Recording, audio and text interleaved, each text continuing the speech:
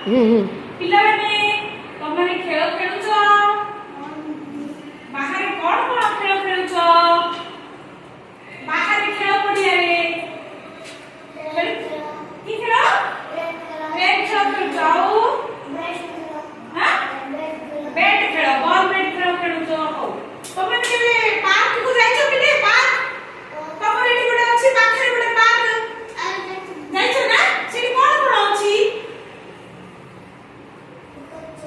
ଖସିବାଟା ଅଛି, ଦୋଳି ଖେଳିବାଟା ଅଛି, ହଁ ବୁଲିବାଟା ଅଛି, ହେଲା କେତେ ଗୁଡ଼ିଏ ଖେଳଟା ଅଛି। ଖେଳିବାକୁ ଅଛି ଯେତିକି, ତା ସହିତ ଆଉ କଣ କଣ ଅଛି ମନେ ରଖିଛ?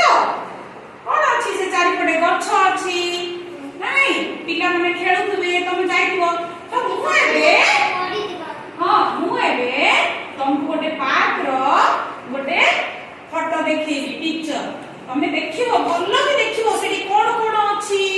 ତାପରେ କୋଡ଼ାକୁ ଲୁଚେଇ ଦେବି, ତମକୁ ପ୍ରଶ୍ନ ପଚାରିବି। ଦେଖିବା କିଏ କହିବ, ଯିଏ କହିବ ତାକୁ ଚକୋଲେଟ ମିଳିବ, ହେଲା? ହଁ, ଦେଖିବା ଭଲ କି ଦେଖ ପିଲେ। ଏଇଠି କଣ କଣ ଅଛି ଦେଖିଲ ପିଲେ? ହସିବାଟା ଅଛି, ଦୋଳି ଖେଳିବାଟା ଅଛି, ଆଉ କଣ ଅଛି? ଗଛ ଅଛି ନା ପିଲେ? କେତେଟା ବଡ ବଡ ଗଛ ଅଛି ଦେଖ? ଦିଟା ବଡ ବଡ ଗଛ ଅଛି। ଆଉ କଣ ଅଛି? କେତେ ଜଣ ପିଲା ଖେଳୁଛନ୍ତି ଦେଖନ୍ତି ପିଲେ? 3 ଜଣ। କେତୋଟି ଝିଅ କେତୋଟି ପୁଅ? ଦିଟା ଝିଅ ଗୋଟେ ପୁଅ। ଆଉ ଗୋଟେ କଣ ଅଛି? ଗୋଟେ ପଶୁଟେ ଅଛି। ପଶୁ କୁକୁର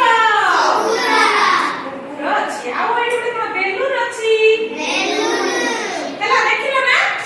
ଏବେ ମୁଁ ପ୍ରଶ୍ନ ପଚାରିବି, ଭଲ କି ଦେଖିଲ। ପଚାରିବି ଏବେ ପ୍ରଶ୍ନ। ଠିକ ଅଛି, କହିଲ ପିଲେ। ଏ ପାର୍କରେ ହାତ ଦେଖିବ, ହେଲା? ଏ ପାର୍କରେ କେତୋଟି ପିଲା ଖେଳୁଛନ୍ତି? ଏ ବଢିଆ କହିଦେଲ ଯେ, ସମସ୍ତେ କହିଦେଲ। ଟିକେ ହାତ ଦେଖିଥାନ୍ତ, ମୁଁ ପଚାରିଥାନ୍ତି।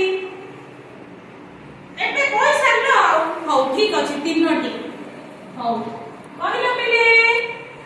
ହାତ ଦେଖିବ, କେତୋଟି ପୁଅ ଅଛନ୍ତି? କହିଦେଲେ ପୁଣି ଗୋଟେ କେବଳ ହାତ ଦେଖିବ, ପଚାରିଲେ କହିବ। ଗୋଟେ ପୁଅ ଆଉ 2ଟି ଝିଅ ଅଛନ୍ତି। ଏବେ କହିବନି କିଏ, ମୁଁ ଯାହାକୁ ପଚାରିବି ସେ କହିବ, ହେଲା? କେତୋଟି ଗଛ ଅଛି? ହାତ ଦେଖ। 2ଟି ଗଛ ଅଛି। ଏ ବଢିଆ ପିଲାମାନେ ସମସ୍ତେ ଉତ୍ତର ଦେଇ ଦଉଛନ୍ତି ଆଉ। ନା କଣ କଣ ଖେଳିବାକୁ ଅଛି ସେଠି? ତମେ କୁହ, ଗୋଟେ ଖେଳ ନା କୁହ, କଣ ଖେଳ ଅଛି ଖେଳିବାକୁ? ଦଉଡ଼ି ନା ଦୋଳି? ଦୋଳି ଅଛି ନା, ଝୁଲିବା ଦୋଳି ଅଛି, ଏଟା ଦୋଳି ବୋଲି କହିବେ। ଆଉ କଣ ଅଛି? ଖସିବାଟା